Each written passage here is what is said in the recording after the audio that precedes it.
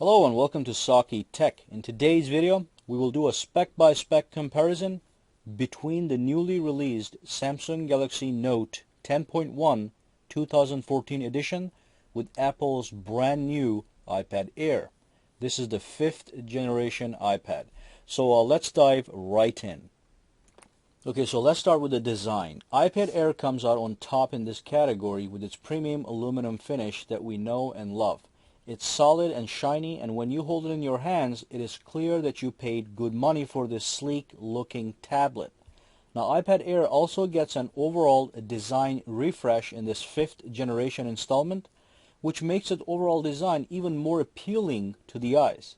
The bezels around the edges now take minimal space, and you see more of the screen and less of the bezels. Now, Samsung Galaxy Note 10.1 2014 edition is an improvement over its predecessor, mainly due to the new back cover, which is still plastic, but it does profess a premium look and feel thanks to the fox leather finish. So what used to be the glossy and flimsy back cover is now replaced by this leather look-alike texture, which is easier to hold as well due to its better grip. iPad wins in this category quality-wise. There's a clear-cut difference in build quality, and that's just a fact, so don't chop my head off just for siding with the iPad in this category. Nobody can tell me that a plastic finish could be better than a unibody aluminum finish.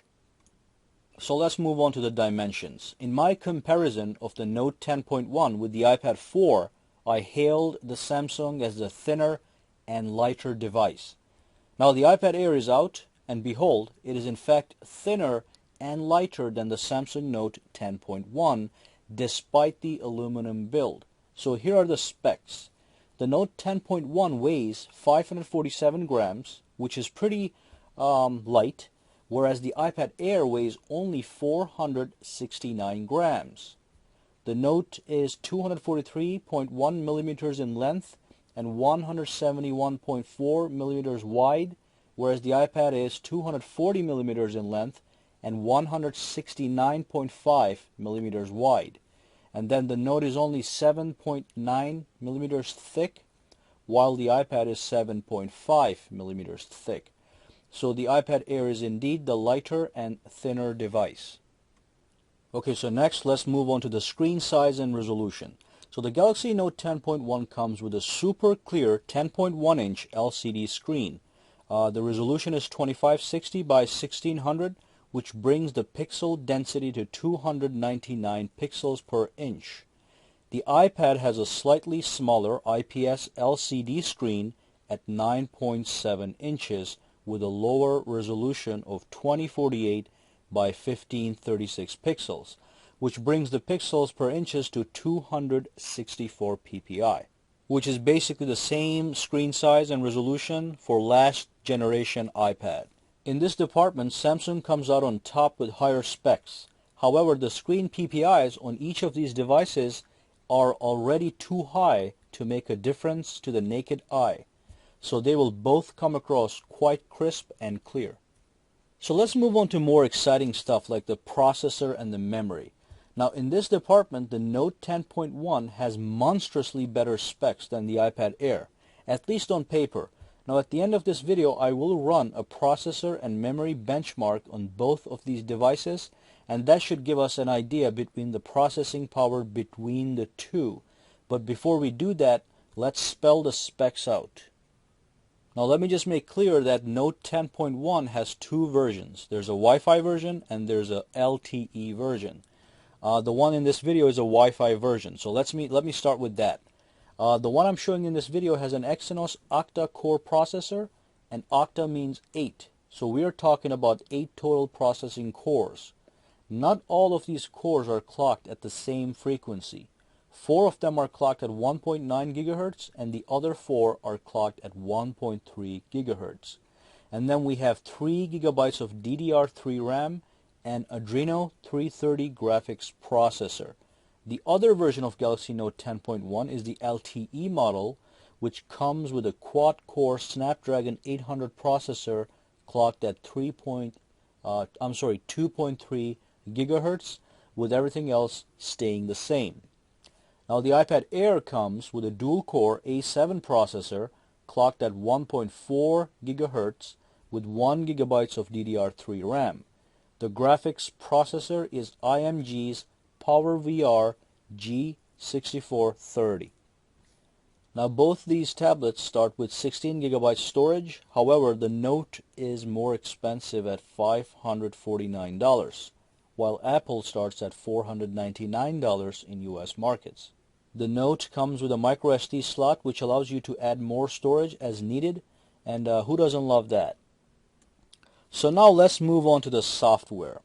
iPad runs on the latest version of iOS 7, which comes with some useful enhancements like the Control Center and the updated Notifications Center.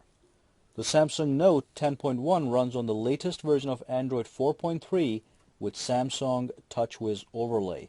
Now I usually don't like overlays, but TouchWiz brings some fantastic functionality and features all by itself, not to mention the S Pen, which adds even more functionality. Now S Pen integration will allow you to take some very precise notes and draw realistic art if you're into that kind of stuff. In this category, I have to side with Samsung. Its operating system is simply much more appealing and useful to me than iOS 7, which is virtually uncustomizable as opposed to Android. With Android, you can tweak the looks of your device to meet some very specific needs. I can have live widgets keeping me up to date with relevant information such as news and weather. I can move these live widgets around.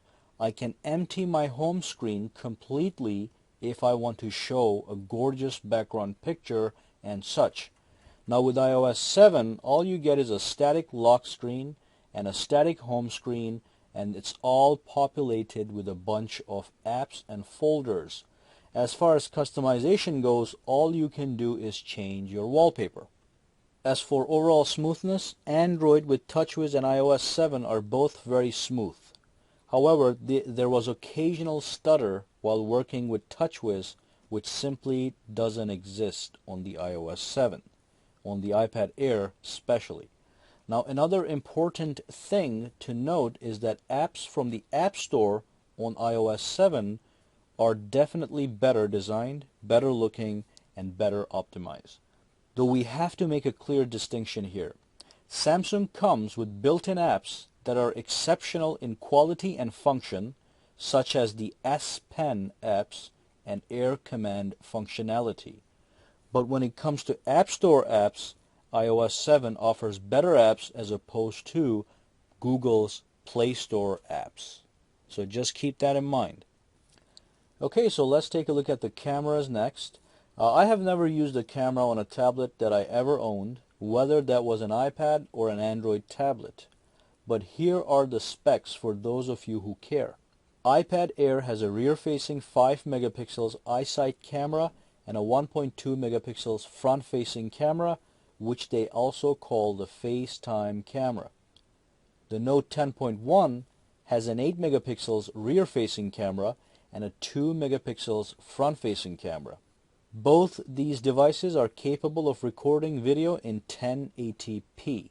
And just to clarify, on the iPad, you can only record at 1080p using the rear-facing camera. The front-facing camera is only capable of recording at 720p. On the Note 10.1, you can record 1080p on either side. And then let's talk about the battery life.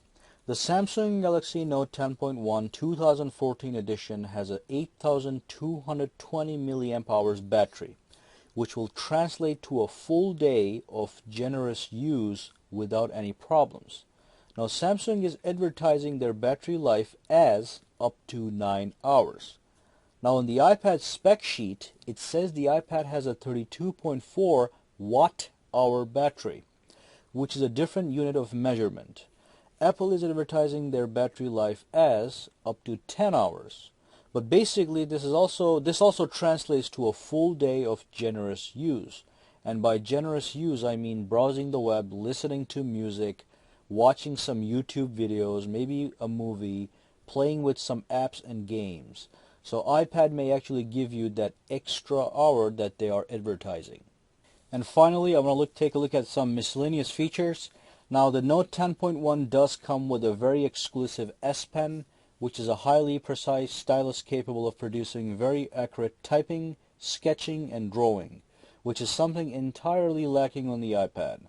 Even if you buy a stylus for the iPad, it doesn't come anywhere near to the capabilities of the S Pen. Just remember that the Note 10.1 is designed from the get-go for finger and stylus use. So now let's run the processor and memory benchmarking tool. So let me clear everything that is running in the background, and let's clear the memory from the task manager in Samsung. Okay, and let's take a look at the iPad and make sure nothing is running in the background. Okay, swipe up, go away, gone. So we have clean slates. So let's launch Geekbench on each of these tablets and press run. Okay, so let's let this run its course. And once again, this is the Geekbench benchmarking tool. What it does is it measures the processing and memory power of devices across cross-platforms. So we can in fact compare the ending results, and it has some meaning to it.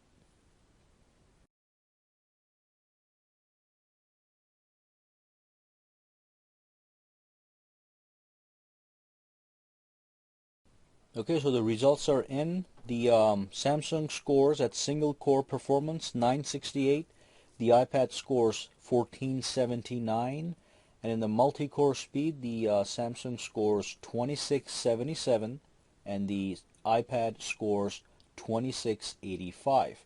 So the results in the multi-core performance are pretty similar, but in the single core performance the iPad in fact beats the Samsung. Alright, so that brings us to the end of this video. Go ahead and subscribe to my channel for more videos to come. Give me a thumbs up if you liked this video, and also you can go ahead and connect with me socially on Google+, Facebook, and Twitter, for which all the links are in the description below. Thank you again, and I'll see you the next time. And if you have any questions, comments, concerns, just throw them down in the comments section below.